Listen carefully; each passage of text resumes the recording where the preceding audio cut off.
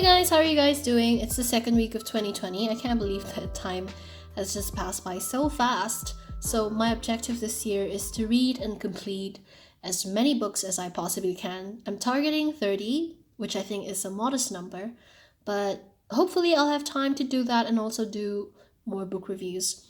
One of the first books I've completed this year is Micro by Michael Crichton. I always used to read his name as Crichton, but it's actually Crichton. I've had this book for a long while now, but I never really got down to completing it. It's just been sitting on the shelf for a long time. I have always been a big fan of Michael Crichton, and I'm sure even for non-lovers of his books, I'm sure you've come across some of his work, like this, just this book and film called Jurassic Park, and the Andromeda Strain timeline, and also the TV medical drama ER is also written and directed by Michael Crichton himself. Now, Micro is one of his last novels before his death, and Richard Preston was chosen to complete it. Let's talk about the book itself. Now, as the title suggests, Micro has to do with something really small. As you can tell from the cover, there's a beetle and there's a small little human there, so it's kind of foreshadowing what is to come inside the book. In the vein of Michael Crichton books, there's an evil corporation. There's always an evil corporation. So it has parallels with books like Jurassic Park and the Lost World, where you have people messing with the natural order of things and playing God, and then it fucks up, and the protagonists have to find a way out of it.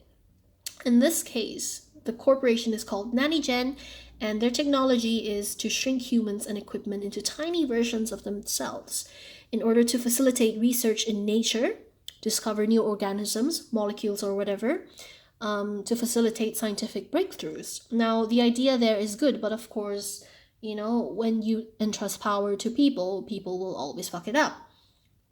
Now, one of the people working at this evil corporation is this guy called Eric Jansen, and together with the founder of the company, Vindrake, who is a real slimeball, they go to Cambridge to hunt for talent, and they come across seven graduate students. Seven graduate students, one of whom is Eric's brother, Peter. It's a little convenient here in terms of character because each one of them has an expertise which will help them on later in the novel. They all fit into certain stereotypes. So we have like Peter. Peter is a venom expert, and he has this personality where he's the peacekeeper. He is a natural leader who is very diplomatic. Like, he wants everyone to work together. In a survival situation, people always say every man for himself. But I think that statistics are actually higher. If you band together, you are able to survive for longer. So Peter has this natural, inborn ability to be a leader. There's Amar, who is a botanist. There's Rick, who is Peter's good friend. He's an ethnobotanist. He's a bit sarcastic, a bit, how do you say it? He's a bit sarcastic, and he has like a very pessimistic outlook on things. There's Erica, who is an entomologist. She is slightly promiscuous, so if this was a horror film, she would probably be the dumb blonde, except she isn't blonde and she isn't dumb. Then next, there's Karen, who is an arachnologist, basically someone specializing in spiders, and she has a survivalist mentality, which would come very useful later. There's also Jenny, who's a biochemist. And last but not least, we have Danny, basically the most useless, the most useless character in the group. He's studying linguistics of science. You can see from a mile away that Danny is going to be the character who is selfish, who is going to do anything to save his own skin, and he's going to betray the group, and he would fuck up their plans. You can tell that from a mile away. Now, this group of graduate students, of course, they're all very excited to see what kind of research that the company NannyGen is doing. Now, before flying, Peter gets a text message from his brother telling him not to come.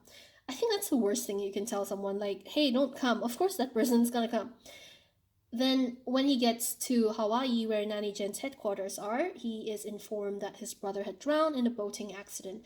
But the whole thing just looks really fishy.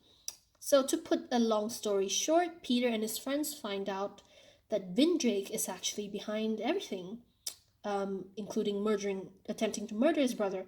So they get shrunk, and Vindrake tries to kill them.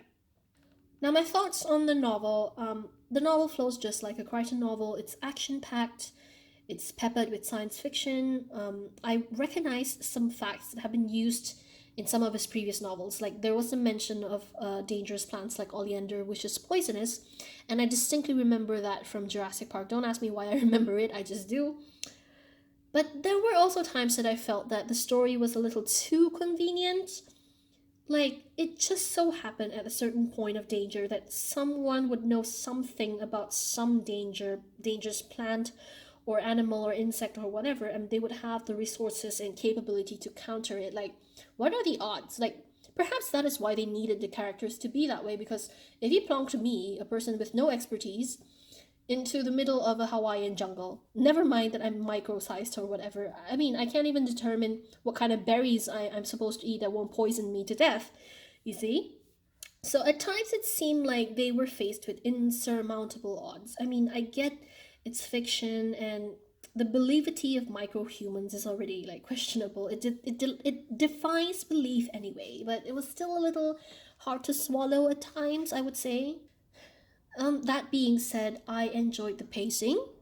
I enjoyed the story actually. I didn't see the twist coming at the second half of the book, which wasn't exactly it wasn't a pleasant surprise, but it was a surprise all the same, so kudos for that.